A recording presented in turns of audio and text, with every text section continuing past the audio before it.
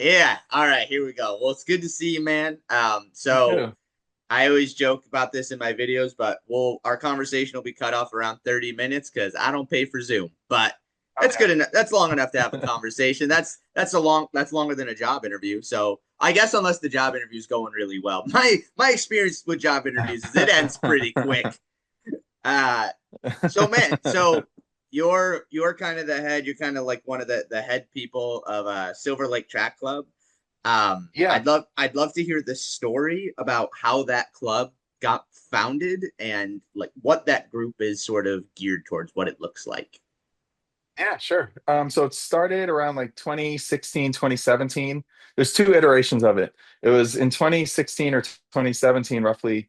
I was walking through the neighborhood in Silver Lake with my kid in the stroller, and there was a store, and in the window it had a hat that said Silver Lake Track Club. And I messaged the guy that owns the store, and he's like, "No, I'm not a runner.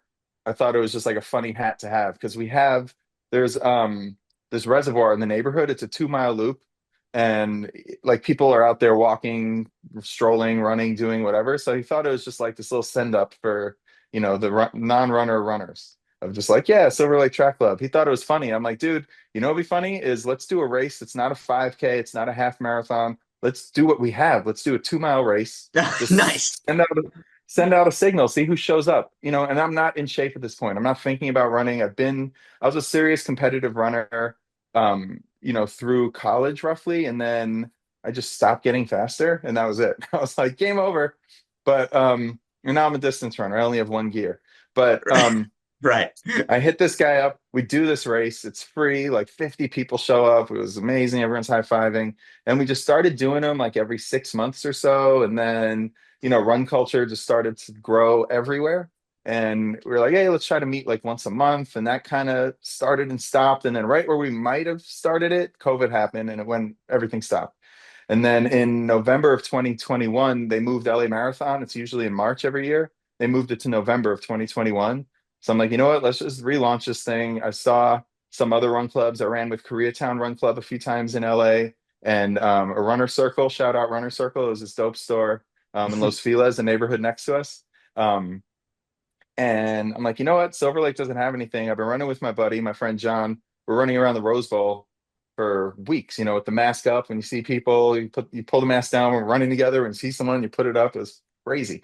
But anyway, we were like, yo, I'm going to do this thing. I'm the coach. Here we are. So in August of 2021, that's how I feel the Silver Lake Track Club as we know it started, meaning we started meeting up weekly. We were training with intention for events like LA Marathon's our biggest one, but now there's fall marathon season. And I mean, you just name it. There's anything going on. Now we're running, um, a couple, usually like 80 to 150 will show up for like our bigger runs on Tuesdays. We'll get like 50 to 80-ish on the weekends. There's like a Thursday night that's really growing, which is our track night. So that's kind of the evolution of the club. So it's just every year it's gotten bigger and bigger and bigger. Um, and we're a nonprofit, and our big focus is just it started as our focus where it was a story that helped me get into athletics, which was somebody gifted me a pair of shoes when I was really young, and that started me on literally on the track of just getting from like middle school through high school. I was a middle schooler running on the high school team and didn't have like the proper gear to do it. And so our nonprofit was started based around that idea of just getting new shoes to marginalized runners in LA. But then we saw there were just different ways to participate in the LA community at large, where athletics was our way in and showing support. So our nonprofit is just kind of like eyes and ears, and we pick different events that just come to us organically, and we try to participate that way. Oh man, So that's there's our club. that's yeah, that's so rad. I love when because Thanks.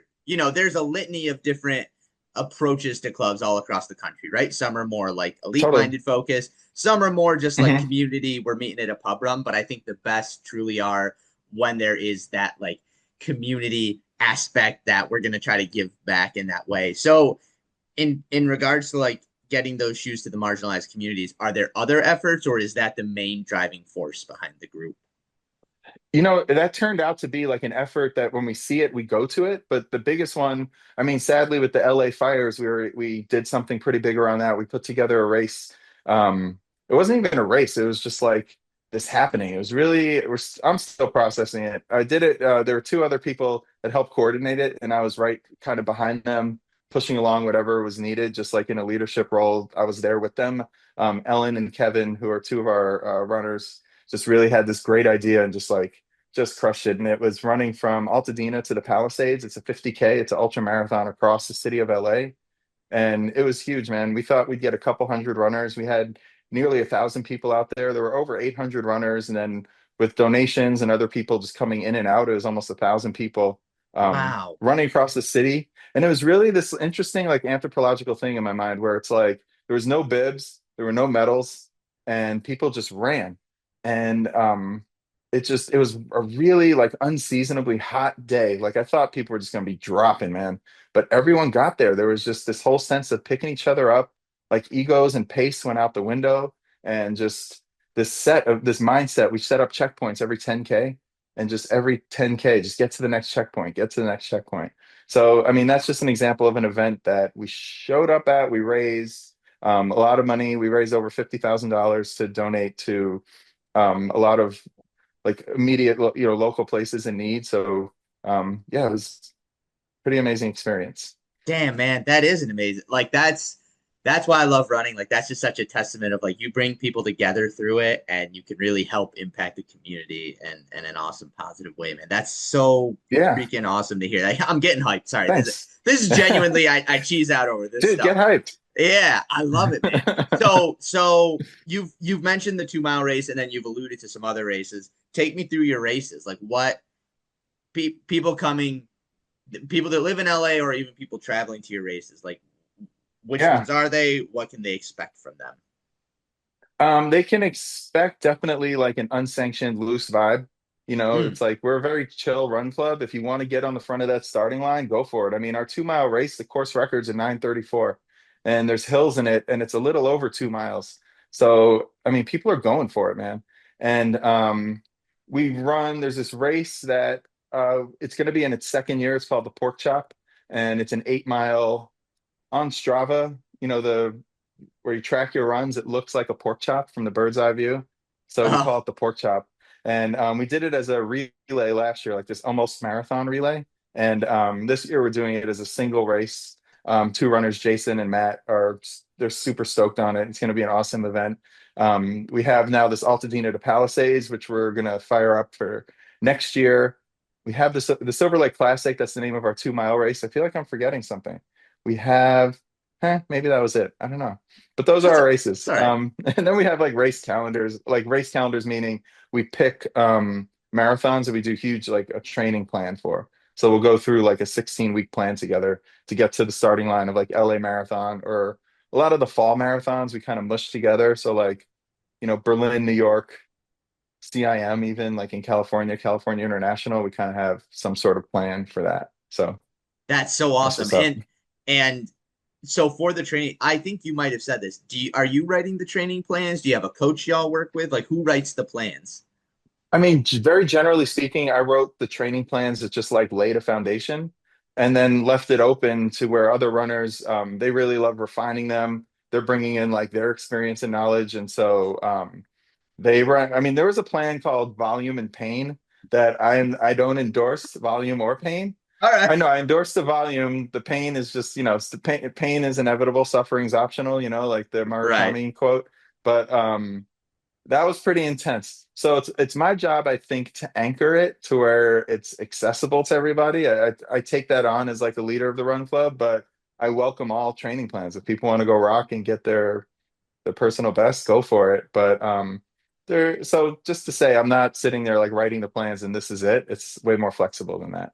Gotcha. Okay, that's awesome. I also, again, you know, there's a big emphasis in community in your group Hmm. with like the Totally. way you're giving back to the community. It's so I don't know the word. It's maybe a testament of like everybody's kind of collaborating even on the training plans, which is like a fun, it's almost like a bohemian running group in a way where it's just like, we Yeah. just all work together and figure it out, man.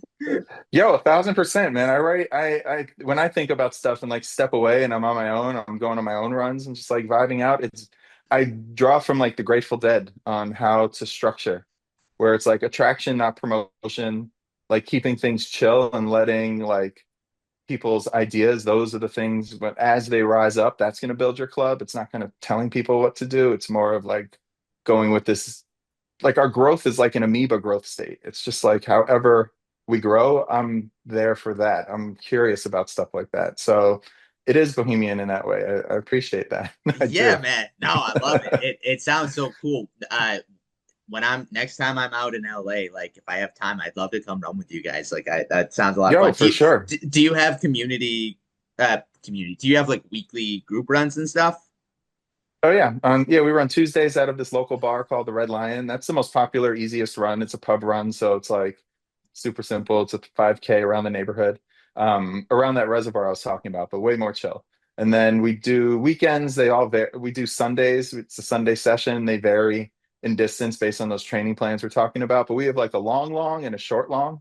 So even if you're not training for anything, you could still get like 6 or 8 or 9 miles or something. So it's not nothing, but it's definitely not these like 16 or 18 milers that people are tacking on to like, Nice. go crazy.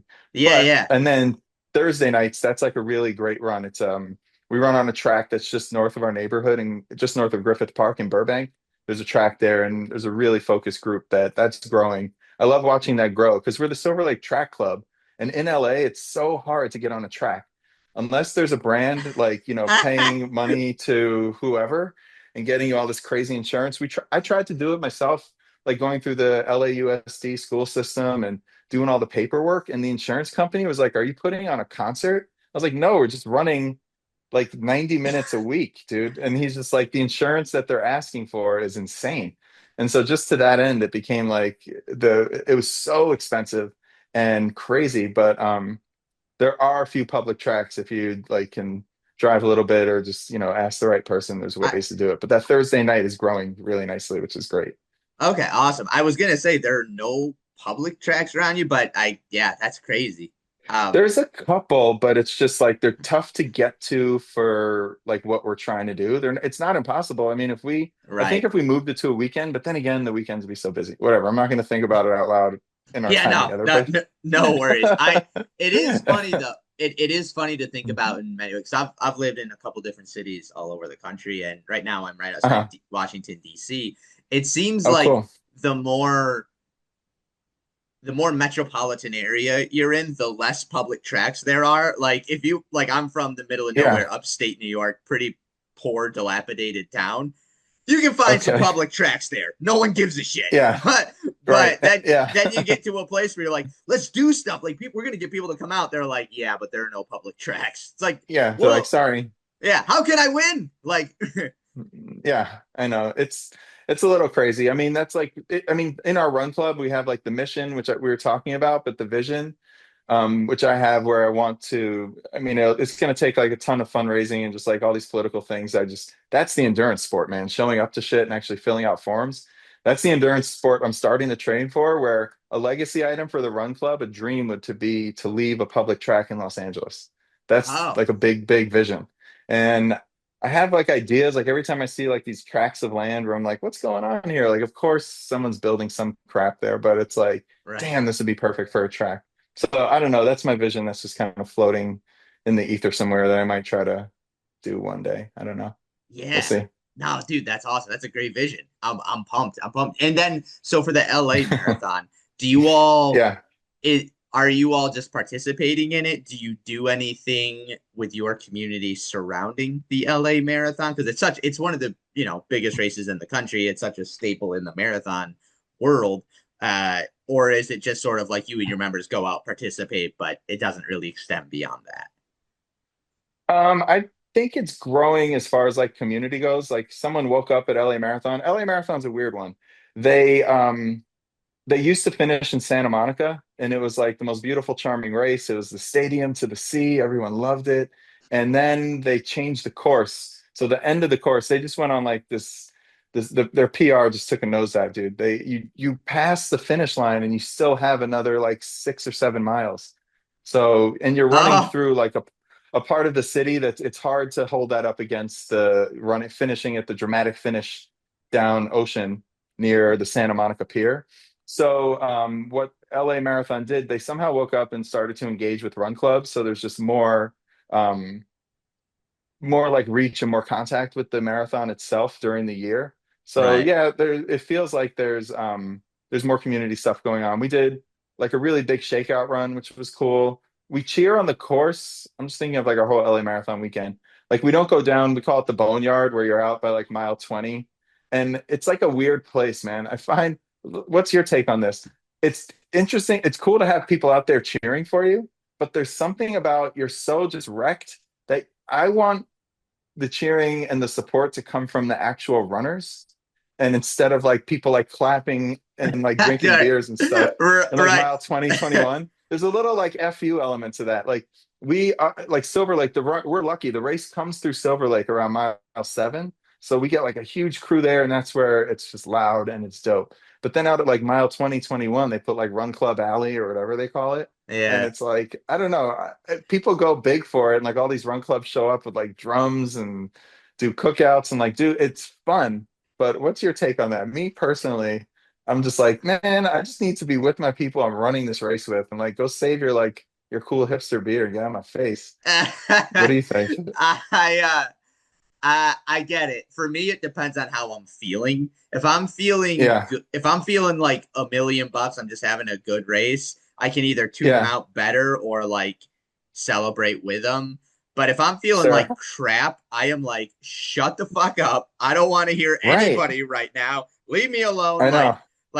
I just need this, especially in a marathon, because those last, a lot, the whole notion of the marathon is the race really starts in the last 10K, the last six Sure. miles. Totally. And 100%. and so if I'm running through mile 7 to 10 and people are like, woo, I'm like, all right, I dig this.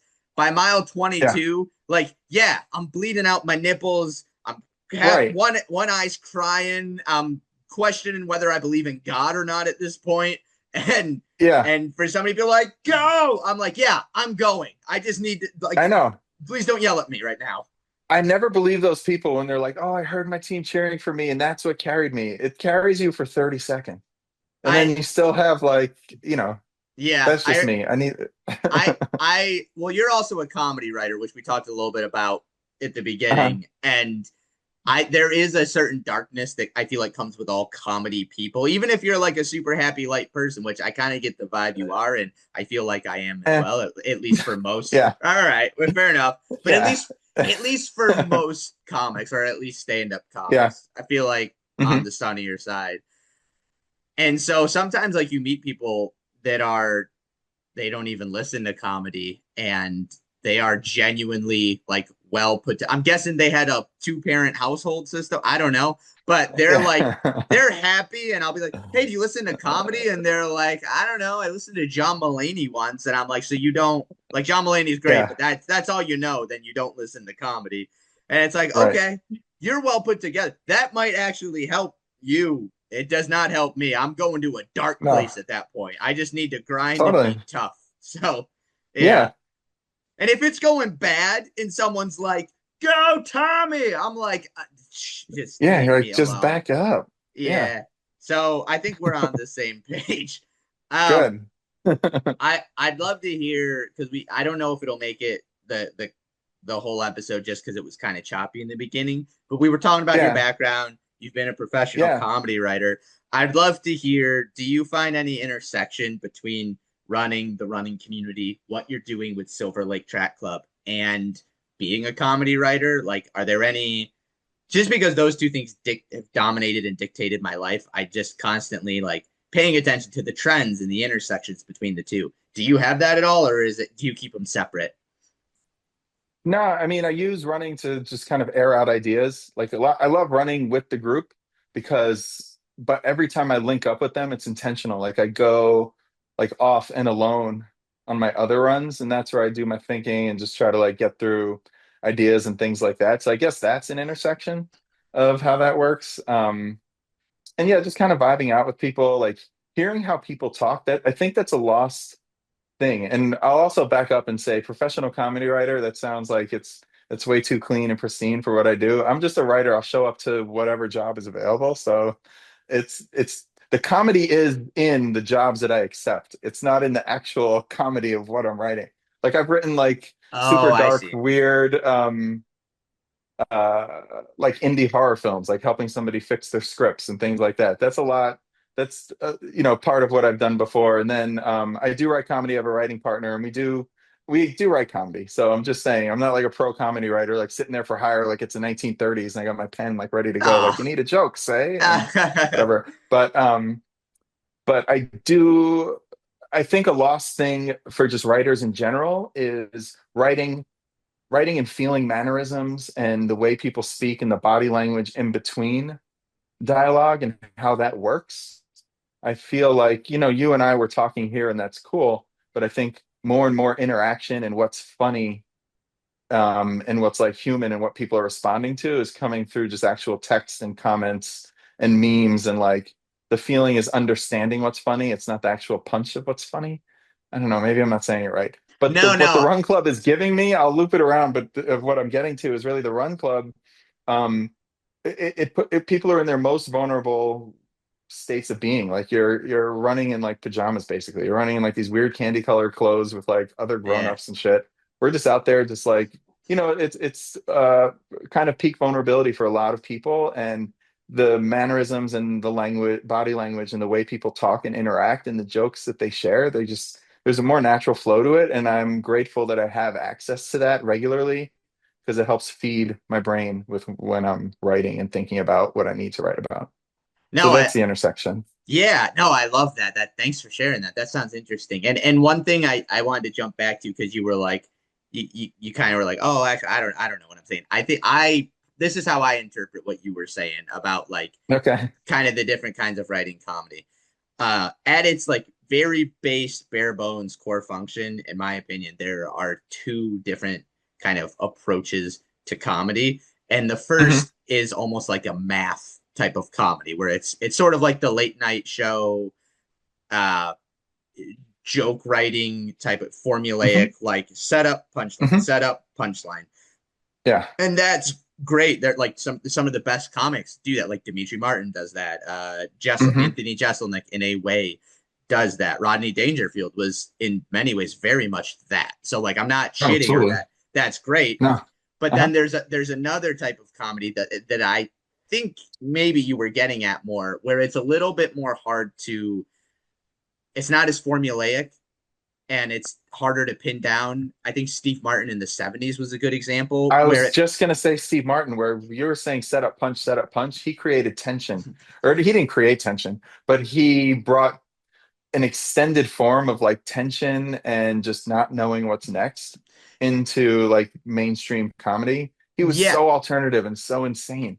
He's yeah, incredible. Have you read Born Standing Up? that's so yes, in that book Dude, the best. in that book he actually said his approach in that moment, which was a new way to do it, was thinking like, how do I like when you're sitting around and you're laughing with your friends and nobody can like the next day nobody can recall why you were all laughing so hard. He's like, I wanted to bring Hmm. that to the show.